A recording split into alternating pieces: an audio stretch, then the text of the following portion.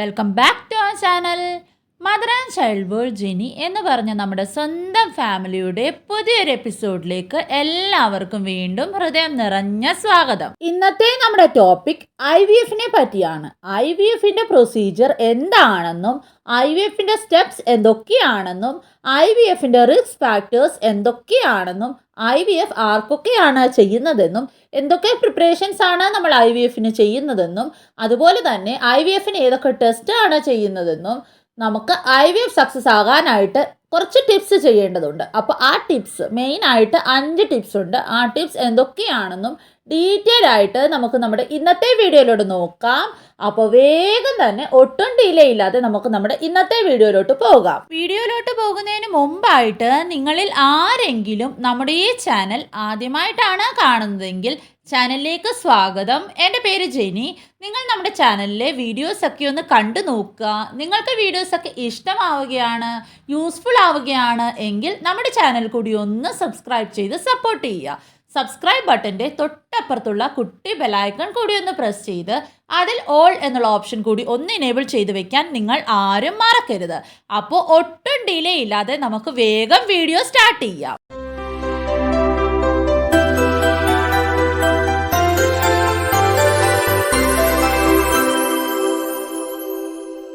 IVF എന്ന് പറഞ്ഞാൽ in vitro fertilisation എന്ന് പറഞ്ഞാൽ എംബ്രിയോ ലബോറട്ടറിയിൽ ഡെവലപ്പ് ചെയ്ത് യൂട്രസിൽ ഇൻസേർട്ട് ചെയ്യുന്ന പ്രോസസ്സ്. ഇനിയും സിമ്പിൾ ലാംഗ്വേജിൽ പറയുവാണെങ്കിൽ ഫീമെയിൽസിൻ്റെ എഗ്ഗും മെയിൽസിൻ്റെ സ്പേമും എടുത്ത് ലാബിൽ വെച്ച് എഗ്ഗും സ്പേമും യുണൈറ്റ് ആക്കി എംബ്രിയോ ഫോമാക്കി ആ എംബ്രിയോയിനെ ലാബിൽ തന്നെ ഗ്രോ ചെയ്യാൻ വെച്ചിട്ട് ആ ഗ്രോത്ത് ആയ എംബ്രിയോനെ യൂട്രസിൽ നിക്ഷേപിക്കുന്ന പ്രോസസ്സ്. അപ്പോൾ IVF ചെയ്യുന്നതിന് മുമ്പ് നമുക്ക് എന്തൊക്കെ പ്രിപ്പറേഷൻസ് ആണ് ചെയ്യേണ്ടതെന്ന് നോക്കാം. Basically transvaginal sonography പീരീഡ്സിൻ്റെ second day ചെയ്ത് നോക്കും.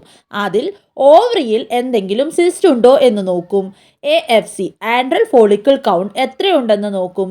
യൂട്രസ് എങ്ങനെയാണ്, എന്തെങ്കിലും ഇഷ്യൂസ് ഉണ്ടോ എന്ന് ചെക്ക് ചെയ്യും. അതിൽ FSH follicle stimulating hormone, LH luteinising hormone, TSH thyroid stimulating hormone, prolactin, AMH anti mullerian hormone, estradiol ഇതെല്ലാം ചെക്ക് ചെയ്യിക്കും. അതേ ടൈമിൽ തന്നെ മെയിൽസിൻ്റെ സീമൻ അനാലിസിസും ചെയ്യും.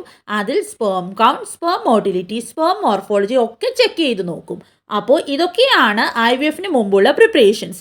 ഇതൊക്കെയാണ് നമ്മൾ IVFന് മുമ്പ് നിർബന്ധമായിട്ടും ചെയ്യിച്ചു നോക്കേണ്ട ടെസ്റ്റുകൾ. പിന്നീട് പീരീഡ്സിൻ്റെ സെക്കൻഡ് ഡേ തൊട്ട് ഓവേരിയൻ സ്റ്റിമുലേഷൻ സ്റ്റാർട്ട് ചെയ്യും. അതിനായിട്ട് ഗൊണാഡോട്രോപ്പിൻ ഇഞ്ചെക്ഷൻസ് യൂസ് ചെയ്യും. ഓവേരിയൻ സ്റ്റിമുലേഷൻ പ്രൊസീജിയർ അപ്രോക്സിമേറ്റ്ലി 8 തൊട്ട് 10 ദിവസം ഒക്കെ ആയിരിക്കും. അതിൻ്റെ ഇടയ്ക്ക് നമ്മൾ 2-3 പ്രാവശ്യം ഫോളിക്കുലർ മോണിറ്ററിംഗ് ചെയ്തു നോക്കും. ഫോളിക്കിൾസ് 18 to 20 mm സൈസ് ആകുമ്പോഴാണ് ട്രിഗർ ചെയ്തിട്ട് ഓവം പിക്കപ്പ് ചെയ്യുന്നത്. IVFൽ എന്തൊക്കെ സ്റ്റെപ്സ് ആണെന്ന് നോക്കാം. ആദ്യത്തേത് നമ്മൾ നേരത്തെ ഡിസ്കസ് ചെയ്ത ഒവേരിയൻ സ്റ്റിമുലേഷൻ. അതിലാണ് ഗൊണാഡോട്രോപ്പിൻ ഇഞ്ചെക്ഷൻസ് എടുക്കുന്നത്. നെക്സ്റ്റ് ആണ് ഓവം പിക്കപ്പ്. ഓവം പിക്കപ്പ് അനസ്തീഷ്യയുടെ അണ്ടറാണ് ചെയ്യുന്നത്. അതിൽ പെയിൻ ഉണ്ടാവില്ല. അതിനായിട്ട് മുഴുവൻ ദിവസം ഹോസ്പിറ്റലൈസ്ഡ് ആകേണ്ട ആവശ്യമില്ല. 4-5 മണിക്കൂറിനുള്ളിൽ തന്നെ നിങ്ങൾക്ക് വീട്ടിൽ പോകാവുന്നതാണ്. ഇതിൽ സ്കാർസോ സ്റ്റിച്ചസോ ഒന്നും ഉണ്ടാവില്ല. Ovum pickup transvaginally special aspiration പമ്പിന്റെ ഹെൽപ്പ് വെച്ച് ഫോമായ ഫോളിക്കിൾസിന്റെ അകത്തെ ഫ്ലൂയിഡ്സ് ആസ്പിറേറ്റ് ചെയ്തിട്ട് പിന്നീട് അതിൽ നിന്നും IVF ലാബിൽ എഗ്ഗ് ഐസൊലേറ്റ് ചെയ്യും. അപ്പോൾ ഇതൊക്കെയാണ് ഓവം പിക്കപ്പിന്റെ ഡീറ്റെയിൽസും പ്രൊസീജിയറും. അത് കഴിഞ്ഞ് ഈ റിട്രീവ് ആയ എഗ്സിൽ നിന്നും എംബ്രിയോ ലബോറട്ടറിയിൽ ഫോം ആക്കും. ഈ ഡെവലപ്പായ എംബ്രിയോയിൽ ഫെർട്ടിലൈസേഷൻ ചെക്ക് ചെയ്യും, ക്ലീവേജ് ചെക്ക് ചെയ്യും. എന്നിട്ടാണ് Day 3 ആണോ Day 5 ആണോ ട്രാൻസ്ഫർ ചെയ്യേണ്ടതെന്ന് ഡിസൈഡ് ചെയ്യുന്നത്. അപ്പോഴാണ് എംബ്രിയോ ഫ്രീസ് ചെയ്യണോ അതോ ഫ്രഷ് എംബ്രിയോ ആണോ ട്രാൻസ്ഫർ ചെയ്യേണ്ടതെന്നും ഡിസൈഡ് ചെയ്യുന്നത്. എംബ്രിയോ ട്രാൻസ്ഫറിൻ്റെ പ്രൊസീജിയർ പെയിൻലെസ് ആയിരിക്കും. അതിൽ അനസ്തേഷ്യയുടെ ആവശ്യമില്ല. ഇതിലും മുഴുവൻ ഡേ ഹോസ്പിറ്റലൈസേഷൻ്റെ ആവശ്യമില്ല. എംബ്രിയോസിനെ എംബ്രിയോ ട്രാൻസ്ഫർ കത്തീറ്ററിൽ ലോഡ് ചെയ്താണ് യൂട്രസിൽ ട്രാൻസ്ഫർ ചെയ്യുന്നത്. ഇതിൽ പേഷ്യൻസിനോട് യൂറിൻ ഹോൾഡ് ചെയ്ത് വെക്കാൻ അഡ്വൈസ് ചെയ്യും. എംബ്രിയോ ട്രാൻസ്ഫർ കഴിഞ്ഞ് ബേസിക്കലി 14 ദിവസമൊക്കെ കഴിയുമ്പോൾ നിങ്ങൾക്ക് ബീറ്റ SCG ടെസ്റ്റ് ചെയ്ത് നോക്കി പ്രഗ്നൻസി ആയോ എന്ന് കൺഫേം ചെയ്യാവുന്നതാണ്. ബീറ്റ HCG ടെസ്റ്റിനെ പറ്റി ഡീറ്റെയിൽഡ് ആയിട്ട് ഡെഡിക്കേറ്റഡ് വീഡിയോ നമ്മുടെ ചാനലിൽ ഓൾറെഡി അപ്ലോഡ് ചെയ്തിട്ടുണ്ട്. കാണാൻ ആഗ്രഹമുള്ളവർക്ക് വേണ്ടിയിട്ട് ഡിസ്ക്രിപ്ഷൻ ബോക്സിൽ ലിങ്ക് കൊടുക്കാം. അതുപോലെ തന്നെ ഈ വീഡിയോയുടെ എൻസ്ക്രീൻ ആയിട്ടും IVFന്റെ പ്ലേലിസ്റ്റിൻ്റെ ലിങ്ക് കൊടുത്തേക്കാം. അപ്പോൾ നിങ്ങൾക്ക് ആ IVF പ്ലേലിസ്റ്റിൽ പോയാൽ IVF റിലേറ്റഡ് ആയ എല്ലാ വീഡിയോസിൻ്റെയും ലിങ്ക് ലഭ്യമാകുന്നതായിരിക്കും. അപ്പോൾ നിങ്ങൾക്ക് ഓരോ വീഡിയോ ആയിട്ട് കാണാൻ സാധിക്കും. അപ്പോൾ ഇതൊക്കെയാണ് IVF പ്രൊസീജിയറിൻ്റെ റിലേറ്റഡ് ബേസിക് സ്റ്റെപ്സ്. ഇനിയും നമുക്ക് നോക്കാം ആർക്കൊക്കെയാണ് IVF ചെയ്യേണ്ടതെന്ന്. 100 IVF കപ്പിൾസിനെ നമ്മൾ തിരഞ്ഞെടുത്ത് അനലൈസ് ചെയ്യുവാണെങ്കിൽ 30% കേസസിൽ ഫീമെയിൽസിലായിരിക്കും റെസ്പോൺസിബിൾ, 30% കേസസിൽ മെയിൽസിലായിരിക്കും റെസ്പോൺസിബിൾ. ബാക്കി 40% കേസസിൽ രണ്ടുപേരും റെസ്പോൺസിബിൾ ആയിരിക്കും. അല്ലെങ്കിൽ എന്തെങ്കിലും അൺഎക്സ്പ്ലെയിൻഡ് ഇൻഫെർട്ടിലിറ്റി ആയിരിക്കും. മുഴുവൻ റിപ്പോർട്ട്സും നോർമൽ ആയിരിക്കും, എന്നിട്ടും പ്രഗ്നൻസി കൺസീവ് ആകുന്നില്ല. അതാണ് അൺഎക്സ്പ്ലെയിൻഡ് ഇൻഫെർട്ടിലിറ്റി എന്ന് പറയുന്നത്. ഫീമെയിൽ ഇൻഫെർട്ടിലിറ്റിയുടെ കാരണം നോക്കുവാണെങ്കിൽ 2 ഫെലോപ്പിയൻ ട്യൂബും ബ്ലോക്ക് ആണെങ്കിലോ, എൻഡോമെട്രിയോസിസോ, ചോക്ലേറ്റ് സിസ്റ്റിൻ്റെ പ്രോബ്ലം ഉണ്ടെങ്കിലോ, PCOD പ്രോബ്ലം ഉണ്ടെങ്കിലോ, പുവർ ഒവേരിയൻ റിസർവ് ഉണ്ടെങ്കിലോ, എഗ് ഫ്രീസിങ് ചെയ്യിക്കണമെങ്കിലോ എന്ന് പറഞ്ഞാൽ ലേറ്റായി മാരേജ് ചെയ്യുന്നവരാണെങ്കിലോ, ലേറ്റ് പ്രഗ്നൻസി പ്ലാൻ ചെയ്യുന്നവരാണെങ്കിലോ അവരുടെ എഗ് ഫ്രീസ് ചെയ്യിക്കും. എന്നിട്ട് ലേറ്റർ IVF ചെയ്ത് പ്രഗ്നൻസി കൺസീവ് ആകാൻ സാധിക്കും. ഇനിയും മെയിൽ ഇൻഫെർട്ടിലിറ്റിയുടെ കാരണം നോക്കുവാണെങ്കിൽ സ്പേം ക്വാണ്ടിറ്റി കുറവാണെങ്കിലോ, മോട്ടിലിറ്റി ഡൗൺ ആണെങ്കിലോ, അബ്നോർമൽ മോർഫോളജി ഉണ്ടെങ്കിലോ, അസൂസ്പെർമിയ ഉണ്ടെങ്കിലോ ഒക്കെ മെയിൽസിൽ ഇൻഫെർട്ടിലിറ്റി ഉണ്ടാകാം.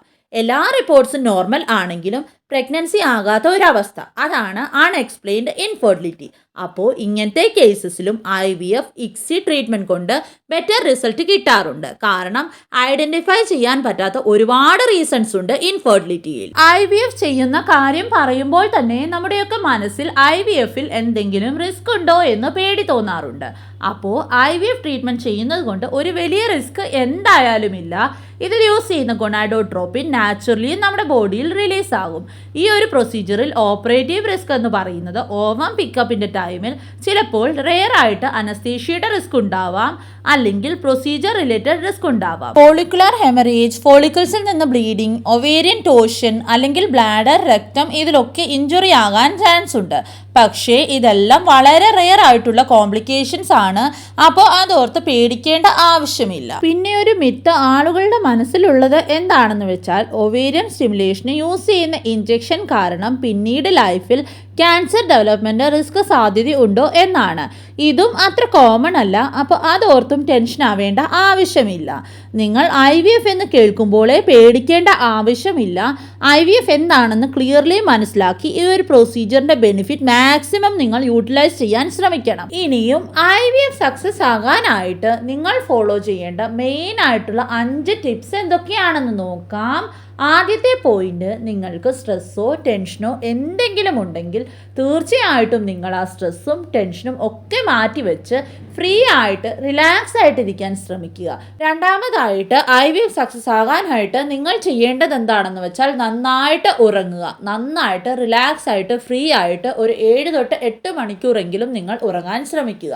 ഇത് കേൾക്കുമ്പോൾ നിങ്ങളിൽ ചിലവർക്കൊക്കെ ഒരു ഡൗട്ട് വരുന്നുണ്ടായിരിക്കും, IVF സക്സസ്സും നന്നായിട്ട് ഉറങ്ങുന്നതും തമ്മിൽ എന്താണ് ബന്ധം എന്ന്. ഉറക്കം എന്ന് പറയുന്നത് ഫെർട്ടിലിറ്റിയുമായിട്ട് ഡയറക്ട്ലി റിലേറ്റഡ് ആണ്. അപ്പോൾ നന്നായിട്ട് ഉറങ്ങുമ്പോൾ IVF സക്സസ് ആകാനായിട്ട് അത് കാരണമാകും. മൂന്നാമത്തെ പോയിന്റ്, IVF സക്സസ് ആകാനായിട്ട് നിങ്ങൾ ചെയ്യേണ്ടത് എന്താണെന്ന് വെച്ചാൽ നന്നായിട്ട് ഹെൽത്തി ആയിട്ടുള്ള ബാലൻസ് ഡയറ്റ് എടുക്കാൻ ശ്രമിക്കുക. ഫ്രൂട്ട്സ്, വെജിറ്റബിൾസ്, ഫാറ്റ് കുറഞ്ഞ മിൽക്ക് പ്രൊഡക്ട്സ്, ബ്രൊക്കോളി, മഷ്റൂം ഇവയൊക്കെ നന്നായിട്ട് ഡയറ്റിൽ ഉൾപ്പെടുത്തുക. അതുപോലെ തന്നെ junk foods, processed foods, tin foods ഇതെല്ലാം ഡയറ്റിൽ നിന്ന് അപ്പാടെ മാറ്റി നിർത്തുക. IVF സക്സസ് ആകാനായിട്ട് നാലാമതായിട്ട് നിങ്ങൾ ശ്രദ്ധിക്കേണ്ടത് എന്താണെന്ന് വെച്ചാൽ നിങ്ങളുടെ വെയിറ്റ് നിയന്ത്രിക്കേണ്ടത് വളരെ അത്യാവശ്യമാണ്. ഒരുപാട് വെയിറ്റ് കൂടാനും പാടില്ല, ഒരുപാട് വെയിറ്റ് കുറയാനും പാടില്ല. BMI 19 തൊട്ട് 30 വരെയാണ് മെയിൻറ്റെയിൻ ചെയ്യേണ്ടത്. അഞ്ചാമത്തെ ടിപ്പ് എന്ന് പറയുന്നത് ഈ നാലാമത്തെ പോയിന്റുമായിട്ട് കണക്റ്റഡ് ആണ്. വെയിറ്റ് മെയിൻറ്റെയിൻ ചെയ്യാനായിട്ട് നിങ്ങൾ റെഗുലർ ആയിട്ട് എക്സസൈസുകൾ ചെയ്യുക. നിങ്ങൾ ഇതുവരെയും ചെയ്തു വരുന്ന എല്ലാ റെഗുലർ എക്സസൈസും നിങ്ങൾക്ക് ചെയ്യാവുന്നതാണ്. IVF ട്രീറ്റ്മെന്റിലോട്ട് കടന്നു കഴിയുമ്പോൾ നിങ്ങൾക്ക് ഹെവി എക്സസൈസ് ചെയ്യാൻ പാടില്ല. അത്രമാത്രം ഒന്ന് ശ്രദ്ധിച്ചാൽ മതി. ഇനിയും IVF ചെയ്യുന്ന നിങ്ങളോട് IVF സക്സസ് ആകാനായിട്ടുള്ള മെയിൻ ബോണസ് ടിപ്പ് കൂടി പറയാം. ഈ ഒരു IVF ജേർണിയിൽ നിങ്ങൾ നന്നായിട്ട് വെള്ളം കുടിക്കാൻ ശ്രമിക്കുക. ശരീരത്തിന് ഒരു കാരണവശാലും ഡീഹൈഡ്രേഷൻ ഉണ്ടാവാൻ പാടില്ല. അതുകൊണ്ട് തന്നെ നിങ്ങൾ ഈ ഒരു ടൈമിൽ നന്നായിട്ട് വെള്ളം കുടിക്കുക. IVF സക്സസ് ആകാനായിട്ടുള്ള മെയിൻ ഇമ്പോർട്ടൻറ്റ് സ്റ്റെപ്പ് കൂടിയാണ് നന്നായിട്ട് വെള്ളം കുടിക്കുന്നത്. അപ്പോൾ ഇന്നത്തെ വീഡിയോ ഇത്രയേ ഉള്ളൂ. ഈ ഒരു ടോപ്പിക്കിനെ ബേസ് ചെയ്തോ വേറെ ഏതെങ്കിലും ഒരു ടോപ്പിക്കിനെ ബേസ് ചെയ്തോ നിങ്ങൾക്ക് എന്തെങ്കിലും ഡൗട്ടോ മറ്റ് കൺഫ്യൂഷൻസോ ഉണ്ടെങ്കിൽ താഴെ കമന്റ് ചെയ്ത് ചോദിക്കാവുന്നതാണ്. പേഴ്സണലി നിങ്ങൾക്ക് എന്തെങ്കിലും ചോദിക്കാനുണ്ടെങ്കിൽ ഫേസ്ബുക്ക് പേജിലൂടെയോ മെയിലിലൂടെയോ ഇൻസ്റ്റഗ്രാമിലൂടെയോ നിങ്ങൾക്ക് ചോദിക്കാം. ഇത് മൂന്നിൻ്റെയും ലിങ്ക് താഴെ ഡിസ്ക്രിപ്ഷൻ ബോക്സിൽ കൊടുത്തേക്കാം. നിങ്ങൾക്ക് അവിടെയും മെസ്സേജ് അയച്ച് ചോദിക്കാവുന്നതാണ്. തീർച്ചയായിട്ടും എല്ലാ കമൻസിനും എല്ലാ മെസ്സേജസിനും റിപ്ലൈ തരുന്നതായിരിക്കും. ഇനിയും നിങ്ങൾക്ക് എന്തെങ്കിലും ടോപ്പിക്ക് വീഡിയോ ആയിട്ട് തന്നെ ചെയ്ത് കാണണമെന്ന് ആഗ്രഹമുണ്ടെങ്കിൽ അതും നിങ്ങൾ കമൻറ്റ് ചെയ്യുക, അല്ലെങ്കിൽ മെസ്സേജ് ചെയ്യുക. തീർച്ചയായിട്ടും അത് വീഡിയോ ആയിട്ട് തന്നെ ഉടനെ അപ്ലോഡ് ചെയ്യുന്നതാണ്. നിങ്ങൾക്ക് ഈ ഒരു വീഡിയോ യൂസ്ഫുൾ ആയിട്ടുണ്ടെങ്കിൽ നിങ്ങളുടെ മറ്റുള്ള ഫ്രണ്ട്സിനും ഈ ഒരു വീഡിയോ യൂസ്ഫുൾ ആകുമെന്ന് നിങ്ങൾക്ക് ഫീൽ ചെയ്യുന്നുണ്ടെങ്കിൽ തീർച്ചയായിട്ടും നിങ്ങളുടെ മറ്റുള്ള ഫ്രണ്ട്സിലേക്ക് ഈ ഒരു വീഡിയോ ഒന്ന് മാക്സിമം നിങ്ങൾ ഷെയർ ചെയ്ത് കൊടുക്കുക. അതുപോലെ ഈ വീഡിയോ നിങ്ങൾക്ക് ഉപകാരപ്പെട്ടിട്ടുണ്ടെങ്കിൽ നിങ്ങൾ താഴെ കാണുന്ന ലൈക്ക് ബട്ടൺ ഒന്ന് ഹിറ്റ് ചെയ്യുക. നമ്മുടെ ചാനൽ ഏതെങ്കിലും തരത്തിൽ നിങ്ങൾക്ക് യൂസ്ഫുൾ ആയിട്ടുണ്ടെങ്കിൽ നമ്മുടെ ചാനലിലൂടെ എന്തെങ്കിലും പോസിറ്റീവ് തോട്ടോ ഇൻഫർമേഷൻസോ നിങ്ങൾക്ക് ലഭിച്ചിട്ടുണ്ടെങ്കിൽ തീർച്ചയായിട്ടും നമ്മുടെ ചാനലിൻ്റെ ഭാഗമാകുക. ചാനലിൻ്റെ ഭാഗമാകാൻ വേണ്ടിയിട്ട് താഴെ കാണുന്ന റെഡ് സബ്സ്ക്രൈബ് ബട്ടൺ ഒന്ന് പ്രസ് ചെയ്ത് തൊട്ടപ്പുറത്തുള്ള കുട്ടി ബെലൈക്കൺ കൂടി ഒന്ന് പ്രസ് ചെയ്ത് അതിൽ ഓൾ എന്നുള്ള ഓപ്ഷൻ കൂടി ഒന്ന് എനേബിൾ ചെയ്ത് വെക്കാൻ നിങ്ങൾ ആരും മറക്കരുത്. എന്നാൽ മാത്രമാണ് നമ്മൾ ഡെയിലി ഇൻഫോർമേറ്റീവ് ആയിട്ടുള്ള വീഡിയോസ് അപ്ലോഡ് ചെയ്യുമ്പോൾ അതിൻ്റെ നോട്ടിഫിക്കേഷൻ നിങ്ങൾക്ക് മുടങ്ങാതെ ലഭിക്കത്തുള്ളൂ. അപ്പോൾ ഇനിയും അടുത്തൊരു ഇൻഫോർമേറ്റീവ് വീഡിയോയുമായിട്ട് നമുക്ക് എത്രയും വേഗം കാണാം. അതുവരേക്കും stay tuned. It's me Jenny signing off. Take care and goodbye. God bless you dears.